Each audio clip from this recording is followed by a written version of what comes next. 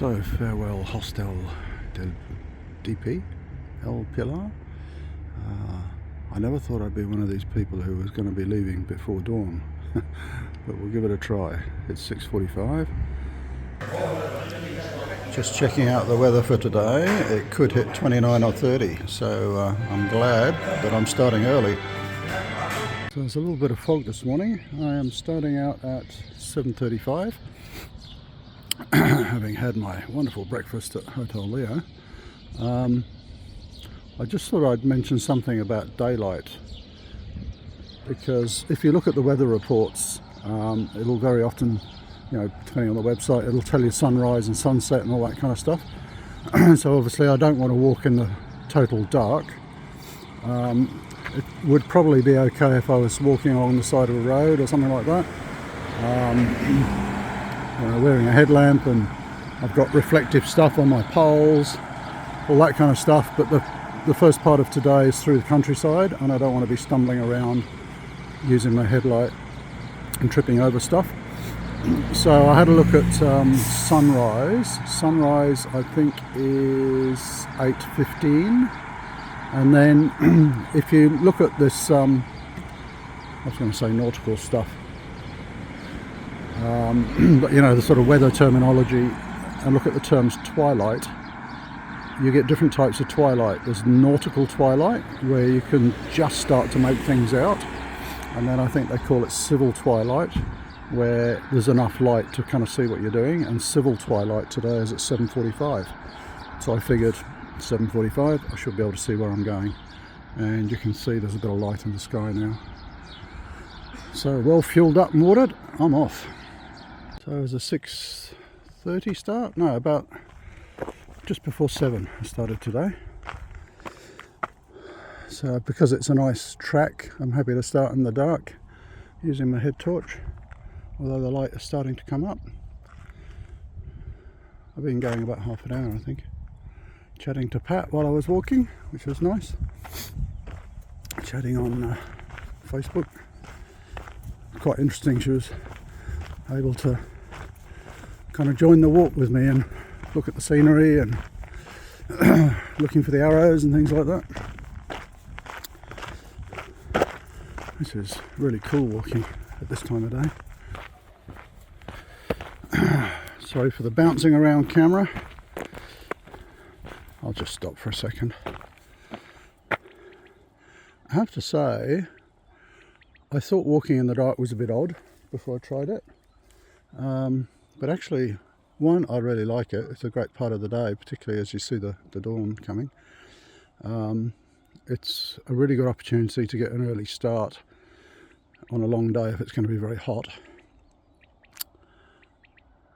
And it's just, it's a really cool part of the day, literally. I mean, it's 9 degrees at the moment. It could get up to the mid-20s. I was a little bit, not anxious, but I suppose I was a little bit curious about how easy it was to walk at night. And I would point out, because I was talking to Pat on a video chat for about 20 minutes this morning as I was walking, and which was great. She was able to see what the walk was like. Some nice horses along the way. Surprised it's getting light so quickly, but of course I'm leaving a little bit later than I did yesterday. It's almost 7:30. So civil twilight is 7:45. Try and get some good mileage done while it's cool. Well, I thought of it, should have done this while it was still fairly dark. I just thought I'd show you. I think I've shown these on my YouTube channel, but on my walking poles I've wrapped a little bit of reflective tape just for safety at night, and you can see if I shine my head torch on it, it's really pretty effective. Just ensures that if you're walking in poor light or at night or whatever, people can see you. And I hang a couple of little bits of that tape off the back of my pack, just like inch squares. There's 2 or 3 hanging there. Got a bit of twilight now, so get a bit of a better look at the aqueduct. Pretty amazing, isn't it? I think that was built about 2,000 years ago.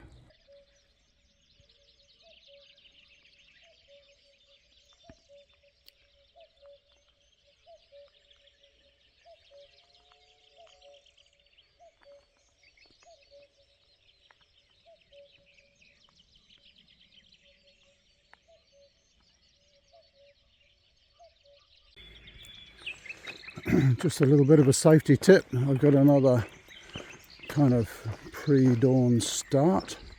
I really do enjoy these early morning starts, but just a word of caution, be very careful if you're walking on roads at dawn or dusk. So being the ultra cautious type that I am, I've got my head torch on. I don't need to see it. I don't need it to see where I'm going, but it's so that cars can see me. The other thing, and I think I may have shown you this before, is on my poles I've got reflective tape.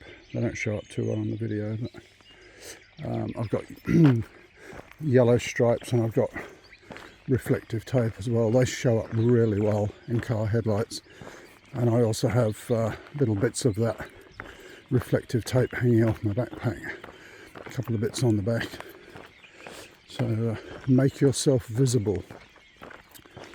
This is only a couple of k's before the Camino turns up onto tracks, and it's not a busy road, so do take care, make yourself visible.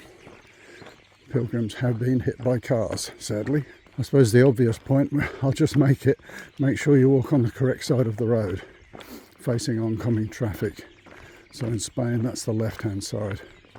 That way you can see the traffic coming, you can see if the cars are pulling out or not, if they've seen you. Just much safer all round rather than having cars sneaking up behind you. So I'm departing Solden at 6:45. So up on the hill there is the little apartments and the owner's house down below. It was actually very comfortable, apart from the croaking frogs. There is a highway up there, but you don't hear it. You do hear these guys over here though. I think there are two cockerels competing. Oh, and the geese. But you can't complain about that. You're in the country. This was the most meaningful ending for me on this Camino. Walking along this beach. Not the lighthouse, funnily enough. Out there along the coastline. This beach. I'll explain it in the blog, but it's just something special about it. This is supposedly where St. James landed to convert the Iberian Peninsula. It's full of myths and legends, and it feels like it as you walk along it.